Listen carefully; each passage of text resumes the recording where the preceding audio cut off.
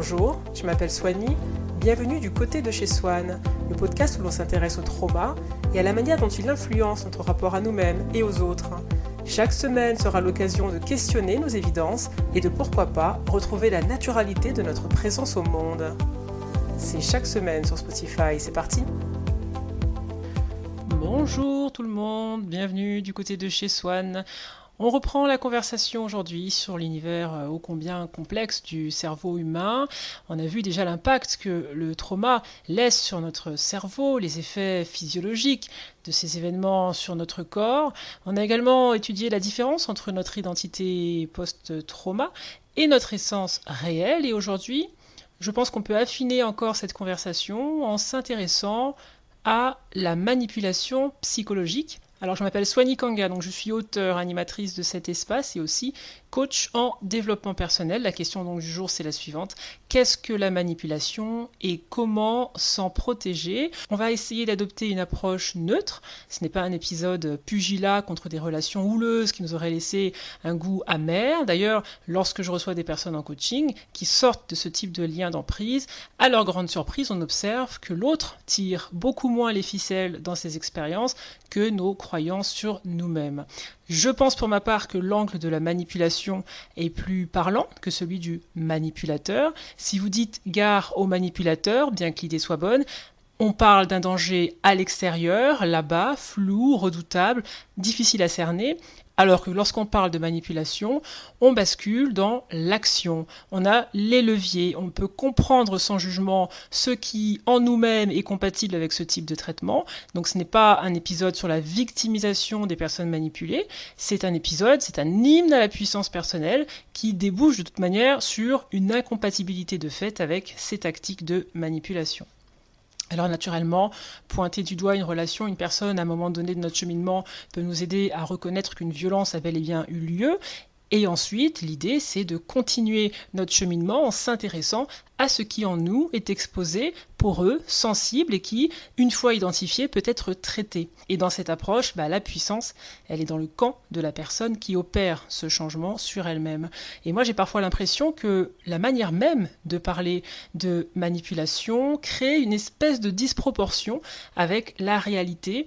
Donc, ont-ils, ces manipulateurs, toute cette puissance ou est-ce que l'on projette sur eux un pouvoir, une omniscience, une omnipotence, parce que l'on vient à ce sujet déjà dépossédé de nos propres ressources. Donc oui, naturellement, il y a des manipulateurs, mais moi, je préfère m'intéresser aux manipulés, à leurs racines et à l'éclosion qui peut advenir lorsque ces racines sont en biais et à tout le beau chemin qui peut encore être parcouru. Et je pense que cet angle de vue est beaucoup plus galvanisant, vibrant, plus inspirant. Mieux connaître les différentes tactiques de manipulation peut faire partie d'un plan plus global où la personne se restitue à elle-même, conçoit les conditions de sa propre dignité. Lorsque l'on est traumatisé, on vit dans le vacarme. La guérison est donc un retour à la sérénité. Et parmi les outils disponibles pour opérer ce retour, cette réconciliation avec cette paix, la connaissance de ce qu'est une situation de manipulation, des ficelles dans les coulisses, peut aider à parfaire sa lecture du réel. Donc plutôt que d'avoir peur des manipulateurs et des pervers narcissiques, je propose une approche qui va vous permettre d'être au contrôle, en possession de votre propre vitalité. In fine, le projet, c'est d'envisager une lutte à armes égales, où le pouvoir n'est plus juste en face, vous n'êtes pas juste à l'extérieur de tous ces enjeux, vous êtes bien enraciné dans la connaissance de ces tactiques, dans la connaissance de vous-même, et puis finalement, ces ombres qui sont projetées sur le mur apparaissent pour ce qu'elles sont, des tactiques facilement identifiables, déjà bien repérées des spécialistes, que vous pouvez connaître et que vous pouvez apprendre à déjouer. On parle avec la manipulation d'une existence parasitaire, on est loin du génie, et le meilleur répulsif, c'est de se réconcilier avec sa propre puissance, son pouvoir avec soi, de ne plus avoir de quoi les nourrir sur le plan narcissique, ça les fait automatiquement disparaître, et donc vous avez vu la différence entre le traitement médiatique parfois de la manipulation, comme cette chose radioactive qui vient de l'extérieur, avec des personnes maléfiques, redoutables, dont on n'arrive pas tout à fait à cerner le pouvoir, et cette vision de l'introspection qui peut rendre les leviers de la puissance puissance aux individus. On pourrait se demander, oui, mais concrètement, cet amour-propre, comment je le déploie, comment je l'exerce dans une situation de manipulation? Et c'est ce à quoi répond George K. Simons dans son livre In Sheep's Clothing, qui est paru, je pense, réédité en 2010, donc l'art de se déguiser en agneau, des loups déguisés en agneau. Le livre a été traduit en 12 langues, c'est un best-seller international, et George K. Simons a un doctorat en psychologie clinique. Il a passé plusieurs décennies à travailler avec des personnes souffrant de désordre de la personnalité, notamment des manipulateurs. Donc il a une lecture évidemment hautement enrichissante sur les ficelles de la manipulation psychologique, et puis il a aussi les outils pour les déjouer. C'est ce qui va être intéressant de voir aujourd'hui. Donc on va plonger dans l'écosystème de cette violence psychologique, mais ce n'est pas un épisode pour dire « Oh mon Dieu, les pervers narcissiques sont à nos portes ». C'est plutôt pour se dire, dans la palette d'outils à mon service pour guérir, me comprendre et me redresser, la description détaillée du modus operandi des manipulateurs peut être un éclairage supplémentaire pour résoudre des énigmes du passé, confirmer certaines intuitions et retenir que si cela devait se produire, eh bien, il y a une connaissance à avoir, une méthodologie clé en main qui peut être mobilisée à ce moment-là pour ne plus perdre de temps avec ce type de comportement. Longue introduction, on va mettre l'épée dans le plat tout de suite. Donc, que nous apprend George K. Simons avec son best-seller In Sheep's Clothing sur la manipulation? Et tout d'abord, il fait une mise en garde sur la psychologisation à outrance des individus dans notre société en aval des travaux de Freud. Alors n'oublions pas, Freud était avant tout un neurologue. Il s'intéressait au soubassement psychique, à l'inconscient, pour expliquer certaines déviances psychopathologiques. Et donc c'est ce qui en a fait le père de la psychanalyse. Mais Simons nous dit qu'à force d'avoir popularisé le « parlez-moi de votre tendre enfance », nécessaire certes d'un point de vue psychanalytique pour repartir à la racine d'une souffrance ou d'un comportement, on a fini par pathologiser un petit peu tout le monde. Et on a répandu l'idée selon laquelle tout le monde est confronté à des névroses et qu'il y a une forme de souffrance derrière ces comportements qui doivent être comprises, appréhendées. Et là, vous allez me dire, en même temps, si.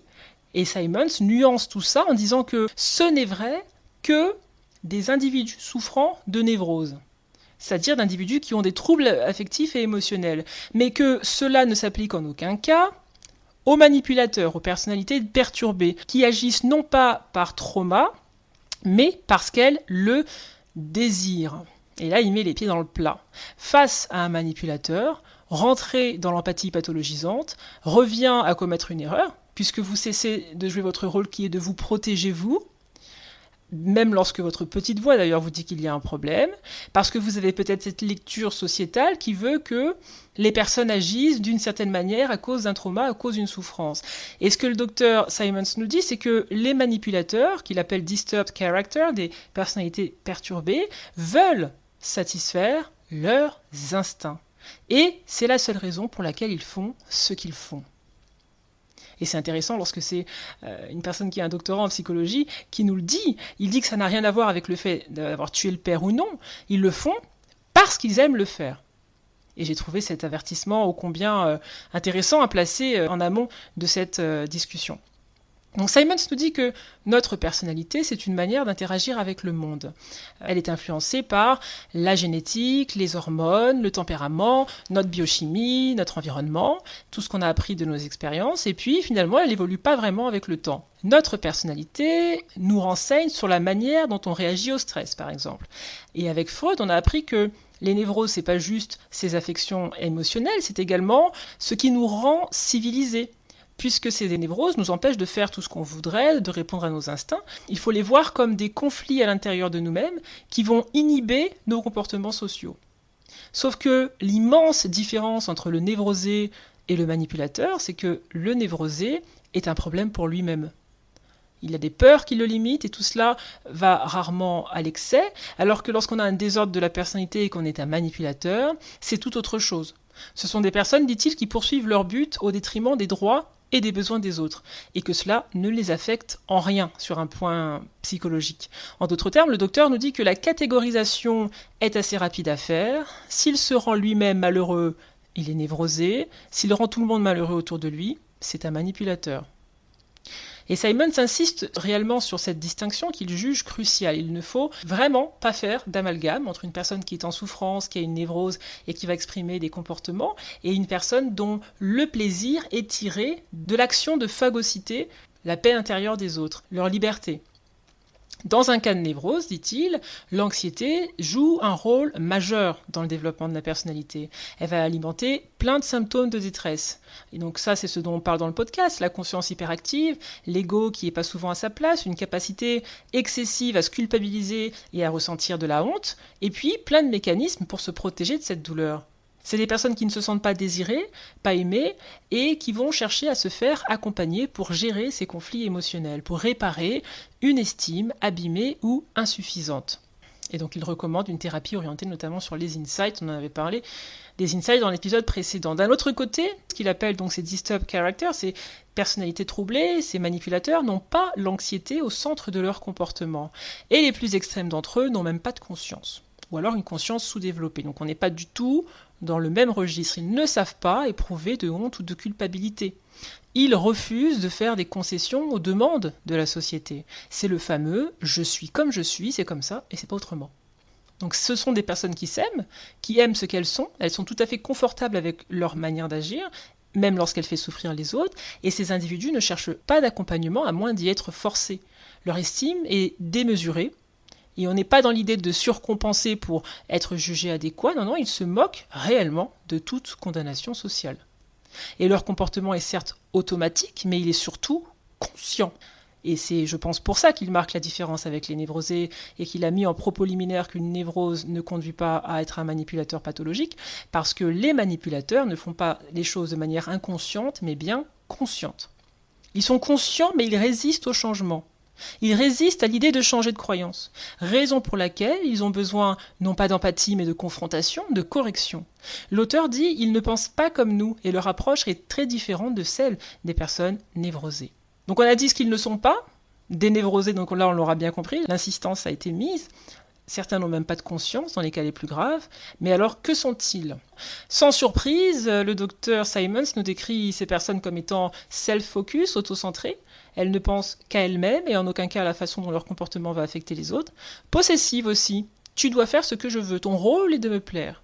Et dans la relation à l'autre, l'individu en face n'est pas une personne avec une dignité, mais simplement un objet. Ils sont extrêmes également. C'est tout ou rien. S'ils ne peuvent pas avoir la totale, alors ils ne veulent rien. S'ils ne sont pas au top, ils sont plus bas que terre.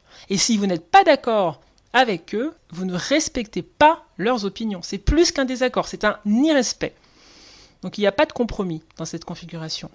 Ils sont également égoïstes, ils ont le droit de tout avoir, on leur doit les choses par défaut sans qu'ils aient besoin de les mériter. Et on en revient à cette idée de supériorité et d'arrogance. J'ai le droit par défaut. Et la description continue, ils sont également dépourvus du sentiment de honte, ils veulent tout rapidement et facilement, ne veulent pas faire d'efforts, ne veulent pas d'obligations et ont un dédain pour le travail. Dernière caractéristique, l'absence de culpabilité. Ils prennent ce qu'ils veulent sans se soucier des impacts sur les normes sociales, sur les autres, sur la société. C'est la raison pour laquelle beaucoup sont irresponsables face au respect de la loi et adoptent un comportement jugé antisocial. Donc Simon se dit qu'il y a deux catégories de personnalités agressives. D'abord, il y a les personnes qui sont capables de se conformer à minima, aux normes sociales, et d'un autre côté, celles qui en sont incapables et qui sont capables d'obéir à la loi. Petite précision, on a tous en nous un certain taux d'agressivité, mais il veut bien faire également le distinguo entre une personne assertive, qui va s'affirmer, et une personne violente, qui va arracher ce qu'elle croit devoir posséder de fait, sans aucun respect pour l'altérité. Les personnalités agressives ont un degré de férocité. Elles sont déterminées à gagner.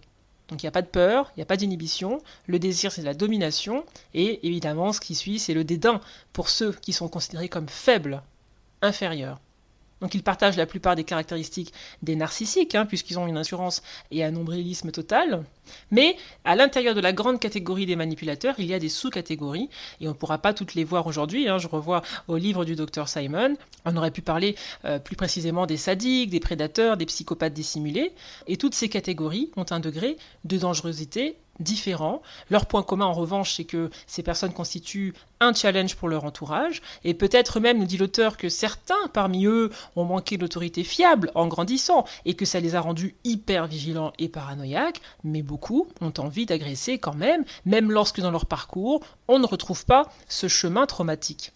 Beaucoup n'ont pas subi d'abus, dit-il, et ont même eu des circonstances très favorables, ce qui ne les a pas empêchés de développer un plaisir à dominer, à soumettre et à tyranniser. Donc leur point commun, c'est bien le désir qu'ils prennent à manipuler. Et bien sûr, le capitalisme n'aide pas, puisque lorsque le chiffre est roi, tous les moyens sont permis. L'entreprise récompense les durs, souvent, les compétitifs, qui savent écraser leurs adversaires, sans toutefois dépasser la limite, qui sont à la brèche. Et la raison pour laquelle la violence psychologique et l'entreprise sont aussi liées, c'est que les sadiques, qui sont une sous-catégorie des manipulateurs, aiment le pouvoir, aiment la domination. Vous les retrouvez dans des postes de direction, des postes où ils peuvent écraser, ils peuvent dominer, ils peuvent donner le ton.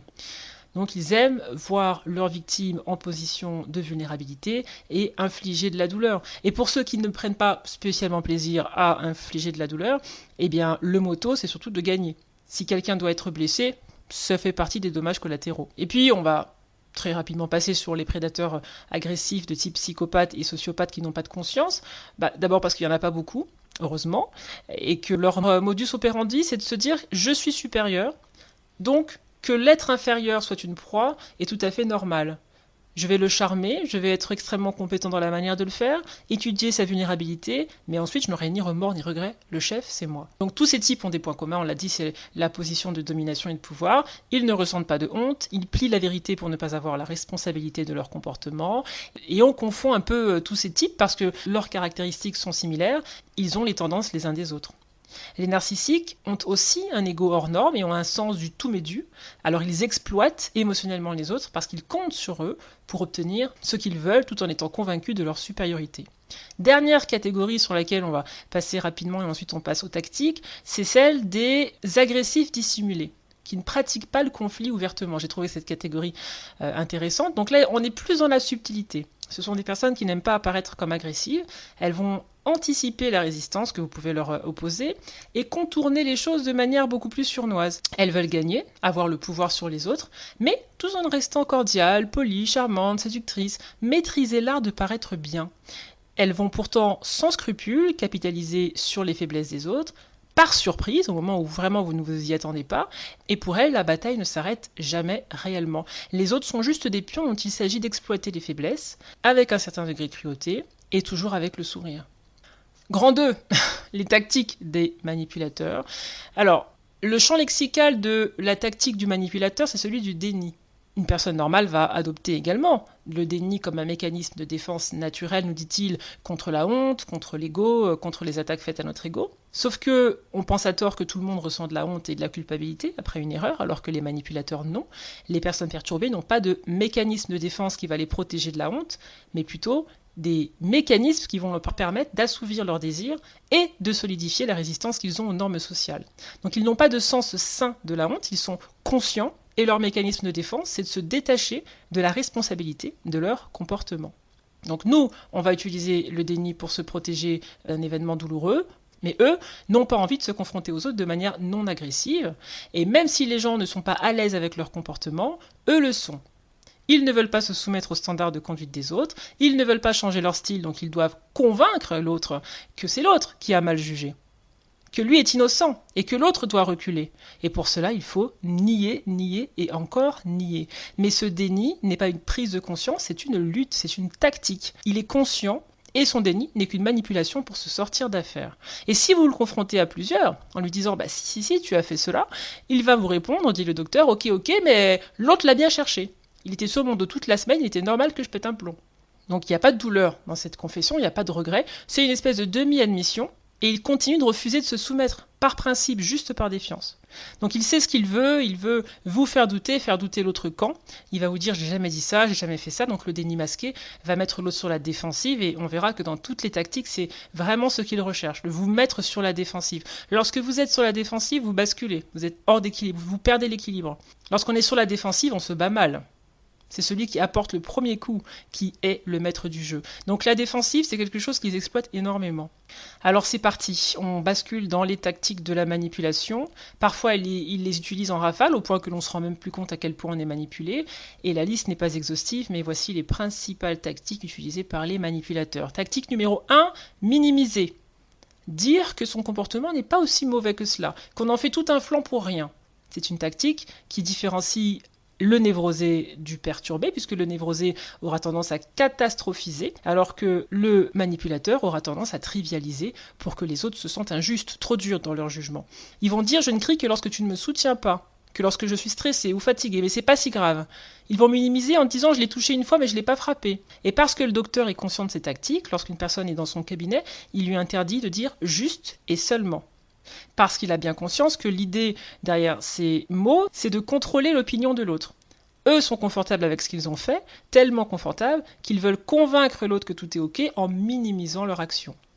Deuxième tactique, le mensonge. Les manipulateurs ne reculent devant rien pour avoir leurs droits assouvis. Donc ils vont mentir de manière subtile, et c'est pour ça qu'on demande aux criminels de dire la vérité, toute la vérité et rien que la vérité, parce que l'art du mensonge, c'est aussi l'art de dire des faits avérés tout en mentant. Ils mentent parfois pour le fun, ils mentent par omission, ils mentent par distorsion, ils enlèvent des éléments centraux et donc ils peuvent mentir en ne disant que du vrai, en retirant les éléments essentiels qui auraient apporté un éclairage total, global, fiable de l'histoire. Il donne un exemple d'une personne qui devait aller aux alcooliques anonymes parce que sa femme l'exigeait et qui est rentrée en disant le psychologue de l'association m'a dit que je n'avais pas besoin d'y aller. En réalité, il y est allé de manière tellement sporadique et anarchique qu'en effet, le responsable lui a dit que dans ces cas-là, il était préférable qu'il ne vienne plus. Donc il a dit des faits réels tout en mentant. Troisième tactique, le déni. Et c'est une manœuvre qui sert à faire reculer.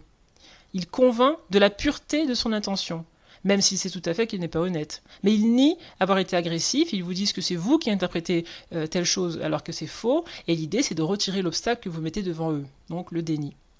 Et puis il y a aussi, autre tactique, l'inattention sélective ou l'attention sélective. C'est l'idée d'ignorer les désirs des autres et tout ce qui va empêcher le manipulateur de poursuivre sa volonté. Donc il va vous dire, écoutez, j'ai pas envie de parler de ça aujourd'hui, j'ai pas envie d'en entendre parler. Et pourquoi? Parce que s'ils en entendent parler, il faut faire quelque chose, et s'ils font quelque chose, ils changent. Sauf que s'ils changent, ils perdent le pouvoir et le contrôle. Donc l'inattention, ici, est une lutte. Il y a aussi la rationalisation. Ce sont les excuses pour continuer sans rien changer. Et c'est efficace si la justification fait sens. L'idée, c'est de retirer toute résistance interne et de repousser les arguments. Donc s'ils arrivent à vous convaincre que leur rationalisation est justifiée, eh bien ils peuvent continuer leurs actions sans interférence. Il y a aussi la diversion. L'idée, c'est de rendre plus difficile d'atteindre la cible, et si elle est en mouvement, en effet, elle est plus difficile à atteindre. Donc ils sont experts pour changer le sujet, rediriger l'attention, un peu comme des magiciens. Et c'est parfois subtil parce que vous leur dites quelque chose, et ils vont vous répondre sur un tout autre sujet. Ils ne donnent pas de vraies réponses, ils donnent une réponse bidon. Ils vous font tourner en rond, ils font diversion, pour éviter donc la conséquence de leurs actes. Autre tactique, l'évanescence, être vague. Donc c'est proche de la tactique précédente, sauf qu'ici, le manipulateur évite d'être cerné en donnant des réponses évasives à des questions pourtant simples, et des fois on pense, encore une fois, avoir une réponse alors qu'il n'en est rien.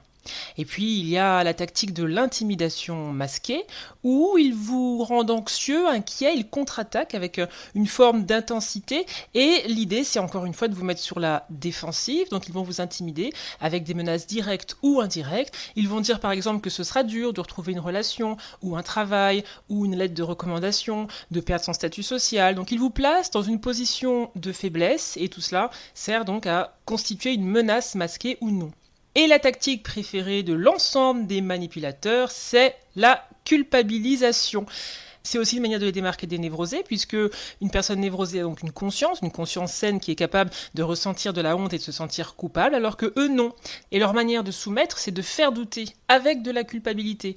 Ils vont vous dire « tu ne te soucies pas assez de moi ». Et ils savent à quel point la honte est facilement activable chez les personnes saines. L'objectif, c'est de vous empêcher de partir. Et tous les manipulateurs utilisent donc la culpabilité. Il va suggérer à l'autre qu'il est égoïste pour qu'il se sente mal. Et puis la honte, en tactique suivante, il l'utilise sous forme de sarcasme subtil, de dérision, d'ironie, pour mettre du doute et de la peur, que l'autre ait peur d'être inadéquat, indigne. Et ensuite, ils se sentent fiers d'eux, puisqu'ils peuvent maintenir leur domination. Des fois, la honte, ils vont l'imposer, ils vont la suggérer avec un ton de voix, avec une rhétorique. Ils vont vous dire toi qui as tel diplôme, tu devrais savoir cela, ou il est étonnant que tu aies ce type d'opinion alors que tu devrais pourtant savoir que. Et l'idée, c'est de faire ressentir de la honte à la personne en face. Ensuite, la victimisation. Victime des circonstances, victime du comportement de l'autre. L'idée de la victimisation, c'est de susciter votre empathie, de vous faire croire dans leur souffrance pour ensuite activer les ressorts de votre empathie. Et l'empathie va masquer la nécessité pour eux de changer leur comportement puisque vous aurez une tendresse pour eux. La diffamation vient ensuite. Ils l'utilisent pour dire qu'ils ne font que répondre et se défendre. Il vous diffame, tu es une menteuse, tu as tout inventé, tu es hystérique. Et l'idée, c'est de mettre encore une fois la victime sur la défensive, de la faire se sentir coupable. Et lorsqu'on est sur la défensive, comme on l'a vu, on est dans la réaction, on se tend, on se crispe, mais on est déjà déstabilisé. Et bien évidemment, ils peuvent continuer leurs actions puisqu'ils ont créé une diversion avec le fait de diffamer. Il y a également la tendance à jouer aux serviteurs, alors plus étonnant, sauf que ils ont un but précis lorsqu'ils se lancent dans ces grandes ambitions salvatrices, lorsqu'ils servent une cause noble, c'est qu'ils prétendent travailler dur pour quelqu'un d'autre, et que cela va créer l'asymétrie dont ils ont besoin. Ce qu'il y a derrière cette servitude présumée, c'est le désir de dominer encore une fois les autres. Bien évidemment, ils ne se soumettent pas, ils se soumettent à leur ambition de vous dominer et professent vous servir simplement pour mieux vous tenir. La séduction ensuite, la séduction flattée pour que vous baissiez la garde. Face à une personne qui apparaît dépendante sur le plan affectif et qui a besoin de réassurance, ils vont se faire passer pour dévoués, loyaux. Ils vont vous faire penser qu'ils vous voient, qu'ils vous écoutent, qu'ils vous aiment, que vous êtes important jusqu'à ce que, bien évidemment, vous leur disiez non. Et là, ça change. Reporter le blâme sur l'autre, projeter. Les manipulateurs savent désigner des boucs émissaires, toujours avec subtilité. Ils vont vous blâmer, vous, pour leur comportement abusif. Si je t'ai trompé, c'est parce que tu t'es laissé aller. Voyez ? La projection, c'est de l'agressivité. Et bien évidemment, dans ce montage, tout est faux. Ils le font parce qu'ils ont le désir de le faire. Feindre l'innocence ensuite. Ils veulent convaincre que tout est inattentionnel, ce n'est pas de leur faute. C'est pas ce qu'ils ont voulu faire, c'est pas ce qu'ils ont voulu dire. Vous doutez du coup de votre point de vue, puisqu'ils vous donnent l'impression d'être innocents, et surtout, ils savent jouer la surprise, la stupéfaction sur leur visage, l'indignation, que vous puissiez douter d'eux, alors qu'ils ont commis ce que vous pensez qu'ils ont commis. Vous voyez ? Feindre l'ignorance ensuite, ou la confusion. Ils se comportent comme s'ils ne savaient pas de quoi vous parliez, ils jouent à l'idiot. Ils font tout ça, d'ailleurs, dit le docteur Simons, c'est très utile pour eux, ça leur permet de voiler leurs intentions, et ils vous font croire qu'ils ne savent pas, ou qu'ils ne comprennent pas où est l'offense. Sauf que Simons nous dit de ne pas croire une seule seconde qu'ils ne le savent pas, parce qu'ils le savent, systématiquement. Et puis brandir la colère, plus surprenant. La colère, pour le manipulateur, c'est censé être involontaire. Ils n'étaient pas censés se mettre en colère, nous les avons mis en colère. Pourtant, c'est totalement délibéré. C'est une tactique d'intimidation, de manipulation, donc ils utilisent la rage pour vous neutraliser. Et une fois qu'ils ont utilisé, ils se sentent mieux, la tension est redescendue, et ils peuvent reprendre le cours de leur journée. Ils l'utilisent pour avoir ce qu'ils veulent, et ils se mettent en colère à l'envi lorsqu'on ne leur donne pas ce qu'ils désirent. Et l'objectif, c'est de retirer tout obstacle. La rage est là pour vous choquer, pour vous soumettre. Et là, vous imaginez, on a parlé dans l'épisode précédent des différentes stratégies de survie. Si vous avez tendance à vous pétrifier lorsqu'on vous crie dessus, eh bien dans ce type de situation, la personne traumatisée avec un cerveau qui est déjà en surchauffe et un système nerveux hyperactif va céder plus facilement parce qu'elle ne va pas supporter la charge colérique de la personne en face qui, en plus, lui dit que tout est de sa faute. Donc là, on vient de voir les principales tactiques des manipulateurs. Ce sont des tactiques d'agression dissimulée qui ne sont pas toujours faciles à reconnaître. Et c'est l'occasion de rappeler que les manipulateurs qui avancent à visage couvert font preuve, ne l'oubliez pas, de subtilité. Et c'est sûrement pour cela qu'il a appelé son livre In Sheep's Clothing, déguisé en tenue d'agneau, parce que les deux sont toujours associés. Les manipulateurs ou les disturbed characters, les personnes perturbées de ce type, n'ont pas l'air méchants. Et elles n'ont pas l'air méchants tout le temps. Donc elles peuvent nous faire croire que c'est nous le problème. Tu es trop ceci, tu es trop sensible, tu es trop cela. Et la manipulation, c'est vraiment un rapport de séduction, d'influence, de manigance. Et il est crucial de retenir que ce ne sont pas de petits agneaux 1% du temps, c'est leur expertise, se déguiser en agneau. Et l'intimidation, la colère, le déni, jouer l'effarement fait partie de cette palette pour se déguiser en agneau. Comment moi, tu peux penser une seule seconde que j'aurais pu faire ça. Là, on est dans la théâtralisation et c'est cela, l'essence même du manipulateur, sa capacité à se métamorphoser en petite bête fragile alors qu'il sait pertinemment que le crime a bel et bien été commis. Et donc l'auteur invite à accroître notre sensibilité face à toutes ces tactiques et il précise que si quelqu'un les utilise fréquemment dans votre entourage, eh bien vous savez pour sûr à qui vous avez affaire. Vous êtes face à des personnes qui résistent au changement, qui referont ce pourquoi vous les accusez, et dont le comportement ne changera pas avec le temps. Dans une troisième partie, on va voir comment on peut se protéger face à ces personnes et à leurs tactiques. Première chose, il dit, il est important de reprendre la main dans la dynamique dans une relation avec un manipulateur, puisque dans sa tête, c'est lui l'agresseur, c'est lui qui donne le ton, qui donne le là, qui fait la loi. Et une fois que vous êtes attaqué émotionnellement, vous ne pouvez que réagir, donc vous êtes déjà hors jeu. Il faut retenir que c'est vraiment celui qui donne le premier coup qui donne le ton de la partie. Et donc il y a un pouvoir symbolique. Il faut donc, nous dit l'auteur, sortir de cette position de dominé, qui s'adapte, qui essaye de courir pour attraper le rythme qu'on lui a imposé. Et pour ne pas être une victime, il faut mieux connaître la nature humaine, mieux connaître la nature de nos préjugés sur elle, mieux connaître ce qui, dans la personnalité d'un tel, va augmenter notre propre susceptibilité et nous maintenir dans une position de dominé. Donc il est crucial de se séparer de nos préjugés, tenaces et dangereux sur la nature humaine. Les humains ne fonctionnent pas tous pareil. Tout le monde est névrosé à un certain degré, on pourrait dire, mais les manipulateurs pathologiques n'agissent pas comme nous. Ils ne pensent pas comme nous et ils ne partagent pas notre vision du monde, dit-il. Ensuite, il faut devenir un meilleur juge, développer plus de discernement. On peut identifier les personnes dans nos vies qui sont dans la manipulation sans examen clinique, simplement par leurs fruits, et étudier la manière dont ils agissent en général avec les autres. Donc on a bien vu leur portrait robot, ils doivent toujours gagner, ils refusent le non, ce sont des personnes agressives et manipulatrices, elles ne donnent pas de réponse claire, elles trouvent toujours des excuses, elles vous font culpabiliser, avoir honte, etc. Donc ça, c'est le panel de la manipulation. Lorsque vous l'identifiez chez un individu, vous pouvez avoir une lecture plus claire de ce qui a cours. Et puis, bien évidemment, il faut mieux se connaître soi. Vous connaître, c'est la meilleure arme, nous dit Simons. Parce qu'ils savent que vous leur donnerez le bénéfice du doute, avec leurs excuses. Ils connaissent votre sensibilité, ils savent comment activer la honte, ils prennent le temps d'étudier les personnes dont ils se rapprochent. Donc plus vous avez cette cartographie précise sur vous-même, et plus vous pouvez anticiper leurs coups. Et tout cela va contribuer à faire sonner l'alarme beaucoup plus vite. Vous saurez qu'on tire sur une corde sensible parce que vous vous connaîtrez vous-même. Et cette corde sensible, ça peut être la naïveté. Peut-être que vous avez du mal à accepter qu'il y ait des déviants. Ça peut être également le fait d'être trop dur envers soi-même, versus avec n'importe qui d'autre. Peut-être que vous êtes trop dur envers vous-même, que vous leur accordez à eux le bénéfice du doute, mais jamais à vous, et que vous êtes prompt à comprendre leur point de vue, leur angle de vue, mais pas le vôtre. Peut-être aussi que vous manquez d'estime, que vous doutez, et que vous doutez même de pouvoir honorer et respecter vos propres besoins. Et il faut savoir que cette incapacité à faire face à un conflit nous met de facto sur la défensive beaucoup trop vite, parce que lorsqu'on est confronté, on n'arrive pas à rester calme, à rester centré, à tenir notre opinion. On va se dire, si ça se trouve, il a raison. Et peut-être, dit-il, que vous intellectualisez un peu trop en pensant que leur comportement est légitime, parce qu'enfant, ils ont été traumatisés. Et être concentré sur leur passé vous pousse peut-être à excuser, au lieu de vous souvenir que là tout de suite, quelqu'un essaye d'avoir l'avantage sur vous, et qu'il y a simplement des gens qui luttent de cette manière pour obtenir ce qu'ils veulent. Donc c'est moins bisounours que ce qu'on pense, c'est un rapport d'influence et de pouvoir. Et peut-être que vous êtes également émotionnellement dépendant, avec cette tendance à la soumission qui est enracinée dans une peur enfouie, et que vous allez vers les personnes confiantes et un peu directives, que vous les laissez vous guider par peur de l'abandon, et tout cela vous expose à être plus exploité que les autres. Et donc l'une des autres choses à faire, c'est de savoir à quoi s'attendre. Les manipulateurs font tout ce qu'ils peuvent pour obtenir ce qu'ils veulent.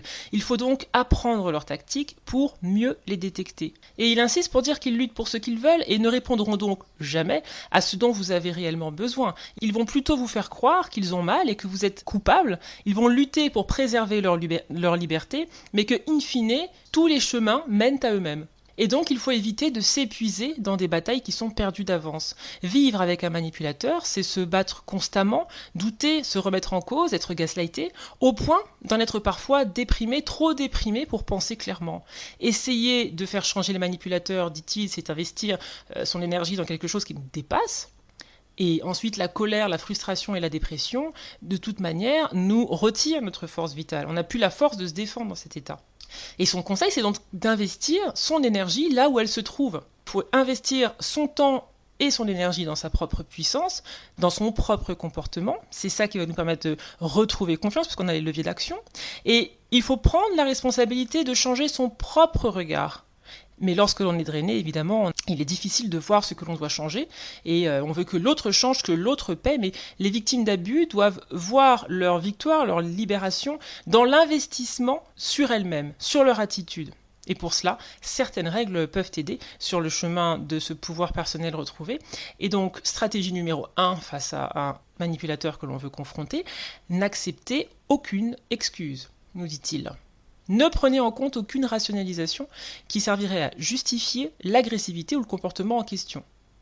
Pour lui, si le comportement est préjudiciable, toute rationalisation est déjà hors sujet. Donc non, la fin ne justifie jamais les moyens, et qu'importe la quantité d'explications que l'on vous sert.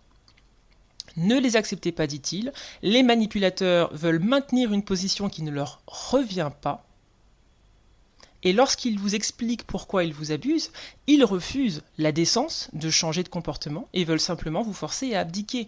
Ils le referont, et en refusant toute excuse, que la partie est terminée, que vous ne serez plus influencé, que vous ne tolérerez plus le comportement, et donc il faut s'affirmer, garder le focus sur le comportement en question et ne pas se laisser distraire par leur tactique. Donc numéro 1, n'acceptez aucune excuse. 2. Jugez les actions, jamais les intentions. Inutile d'essayer de savoir ce qu'il y a dans leur tête. Le docteur nous exhorte plutôt à juger leur comportement en lui-même. Et s'il est blessant, c'est ça qu'il faut traiter. Les manœuvres sont là pour impressionner, pour faire douter sur la nature de la personne, mais la répétition d'un comportement est largement suffisante pour prédire le futur. Même avec nos enfants, dit-il. Non, votre fille ne vous insulte pas parce que son père lui manque, mais parce qu'elle est agressive. Il prend l'exemple d'une mère et il dit qu'elle lui a enseigné qu'il était tolérable d'être agressive lorsque l'on n'obtient pas ce qu'on veut, alors que c'est un no-go. À la place, on communique, on exprime un besoin et on le fait dans le respect.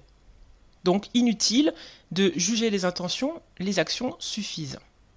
Et puis numéro 3, fixer des limites personnelles. Donc c'est à nous de décider du comportement qui va être acceptable et du point de rupture. C'est des limites à 2 niveaux, les limites vis-à-vis de l'autre et des limites vis-à-vis de soi-même, de ce qu'on accepte de tolérer de l'autre. Et puis numéro 4, faire des demandes claires qui commencent par « je » et sans généralité. Il faut être spécifique sur ce que l'on veut. On va dire « je veux que tu »,« je ne veux pas que tu », et ça va limiter la fenêtre de tir du manipulateur puisqu'il ne pourra pas dire qu'il avait mal compris. La demande est claire « je veux que tu X, Y ». Et donc, lorsqu'on n'a pas une réponse claire à une demande directe, on sait à qui on a affaire, et puis ça nous donne des informations valables, dit-il, pour les prochaines actions à prendre. Donc on n'accepte que des réponses claires à des questions claires, et si c'est pas clair, on repose la question. 5. Rester concentré sur le problème, ne pas céder à la diversion, ou à aucune autre tactique. Ne rappelez pas le passé ou le futur, restez dans le ici et maintenant, sur ce que vous voulez à cet instant, sans se laisser dérouter par ce qui a été dit les autres fois. Il faut confronter le comportement au moment où il accourt, et si l'on vous crie dessus, sortir de la conversation quelques minutes et dire que l'on reviendra seulement lorsque la personne aura baissé le ton et sera prête à réengager la conversation. Donc 0 excuse. Il faut garder le point de la responsabilité sur le manipulateur lui-même et refuser toute tentative de dévier cette responsabilité sur vous. Même chose pour la rationalisation, la honte et la culpabilité. Quand quelqu'un a fait quelque chose de répréhensible, c'est à lui d'en répondre. Donc demandez-lui ce qu'il est prêt à faire pour y répondre plutôt que de faire diversion. Autre conseil, lorsque vous confrontez un manipulateur, évitez d'utiliser le sarcasme, l'ironie, parce qu'ils l'utiliseront de toute manière contre vous et que les attaquer leur donne des munitions pour faire la victime, pour projeter le blâme. Il faut donc confronter, mais sans agresser, et se focaliser seulement sur le comportement du manipulateur. 7. Il faut également éviter de menacer, car c'est de la manipulation pour le coup, et il est préférable d'agir. Donc il dit ne menacez pas, agissez. Faites ce que vous avez besoin de faire pour vous protéger. Mais ne menacez pas de partir pour les faire changer, puisqu'ils vont vite s'apercevoir que c'est une tactique et que ce n'est pas avéré, et qu'ils pourront faire monter les enchères de la menace en menaçant de se suicider par exemple. Passez à l'action rapidement, dit-il. Numéro 8.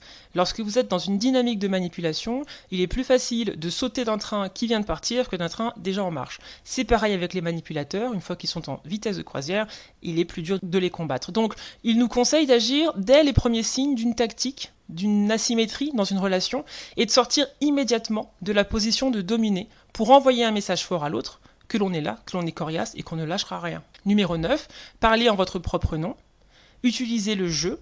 L'idée, c'est de ne pas dire « tout le monde le pense, l'autre le pense aussi » parce que ça mettrait la lumière sur vos propres insécurités, vos propres doutes à penser que ce que vous dites est suffisant pour faire poids. Et s'il identifie que vous doutez de ce que vous pensez et que vous avez besoin de vous appuyer sur l'opinion des autres, il pourra attaquer ce doute. 10. Lorsqu'il y a des enfants, Simons recommande de ne pas parler en leur nom pour ce qui regarde le couple. Dans votre relation de partenaire à partenaire, les enfants, selon lui, ne doivent pas être un argument. Je parle en mon nom lorsqu'il est question du couple. Et numéro 11, on continue, trouver des accords réalistes. Il faut être préparé à faire des engagements, à les respecter, à ne pas faire de promesses en l'air.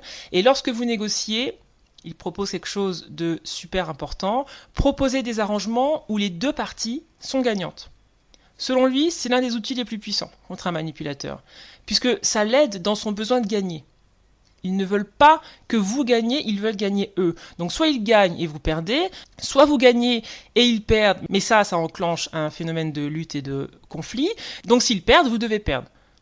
Et ça peut mener à des tragédies. Donc dernière option, selon Simons, que les deux parties gagnent. C'est pas l'idéal pour eux, mais c'est un second choix qui est tolérable. Ils feront tout pour ne pas perdre, donc s'ils ont au moins quelque chose de souhaité, eh bien ça ouvre la porte à la négociation, ou en tout cas ça réduit le conflit. Numéro 12, se préparer aux conséquences. Lorsque le manipulateur se sent perdant, sa détermination redouble. Donc il fait tout pour se venger. Il faut être préparé, il faut se protéger, il faut anticiper les conséquences, les prédire et envisager ce que l'autre fera. Il y aura du sabotage par exemple, un dépôt de plainte, des témoignages, il faudra peut-être changer d'emploi, se préparer dans son nouvel emploi à avoir un contrôle de référence qui se passe mal. Et donc face à cela, il est important en amont de sécuriser une sorte de système qui va nous soutenir dans cette transition, qui va nous soutenir des tactiques de manipulation de style honte et culpabilité, et nous soutenir sur le plan pratico-pratique, mais être préparé aux conséquences. Et puis numéro 13, être honnête avec soi, puisqu'une relation de manipulation est une relation où l'autre a activé nos propres leviers. Beaucoup cherchent absolument à être valorisés, appréciés, approuvés, et ce besoin d'approbation et de validation extérieure les expose. Et sans cette relation à soi, eh bien on a tendance à accepter l'intolérable et ensuite il faut réparer l'image, ce qui est complexe. Et l'autre en joue en disant si tu prêtais plus attention à moi, j'irais pas chercher ailleurs par exemple. Ce qui met la victime dans un cercle vicieux d'autodépréciation, d'abattement et accroît ensuite son besoin d'approbation. Donc il faut être honnête avec nos propres besoins et ces leviers avec lesquels l'autre a joué pour pouvoir nous manipuler. Donc on est arrivé à la fin de toutes ces recommandations. L'idée du docteur, c'est de nous inciter à avoir une vie plus incarnée, plus puissante, ce qui n'est pas facile mais qui est tout de même plus tolérable que tout ce qu'on vient de décrire. Donc l'auteur termine le livre en disant que l'agressivité nous a aidés à survivre. Mais si l'on veut évoluer en tant que société plus civilisée, on doit apprendre à gérer nos instincts. Le capitalisme a canalisé cette agressivité en échange de sécurité financière, elle a récompensé les comportements prédatoriaux, mais pour se protéger de tout cela, être dans un état de santé affective et apprendre à nos enfants à gérer leur agressivité différemment peut constituer un début de solution, de piste. C'est pas évident, mais c'est requis pour leur apprendre quand se battre, parce qu'il en va de leur intégrité physique et qu'il n'y a pas d'autre alternative, quand reconnaître qu'il n'y a pas de raison de se battre, et la différence entre une compétition saine et une rivalité toxique et destructrice. Et puis la différence aussi à l'échelle sociétale entre assertivité et agressivité. Aujourd'hui, les hôpitaux psychiatriques, dit-il, sont pleins de ces personnes perturbées, dont l'agressivité est restée éruptive toute leur vie, et qui n'ont pas su ensuite la démobiliser lorsque ce n'était pas utile. Et au lieu de se battre de manière loyale, ces manipulateurs agressifs et pathologiques se battent violemment, partout, tout le temps au travail, dans le couple, dans la rue, dans les magasins. Donc ils resteront obsédés toujours par l'idée d'avoir ce qu'ils veulent. Et le docteur regrette que notre société ne mette pas assez en avant ce type de sujet pour l'avenir. Et il finit avec une citation qui, je pense, est une parfaite chute pour l'épisode, c'est que l'amour n'est pas un sentiment, c'est un comportement. Donc voilà, on arrive à la fin de cet épisode, dense, chargé, beaucoup d'éléments à intégrer. Je vais vous laisser digérer tout cela, peut-être le réécouter, prendre des notes et essayer de comprendre comment ça s'est manifesté pour vous. Je vous laisse donc à ces réflexions en précisant à nouveau que je réponds à vos questions à mon adresse swanikanga@gmail.com et que je vous accompagne donc en coaching. Je pense que cet épisode peut réellement être une source d'empowerment, de puissance, d'inspiration pour corriger ce qui avait besoin de l'être, sans jugement, sans culpabilité, afin de retrouver davantage de force, d'aisance dans nos rapports à l'altérité. Sur ce, je vous souhaite une bonne fin de semaine et vous retrouve bientôt du côté de chez Swan. Au revoir.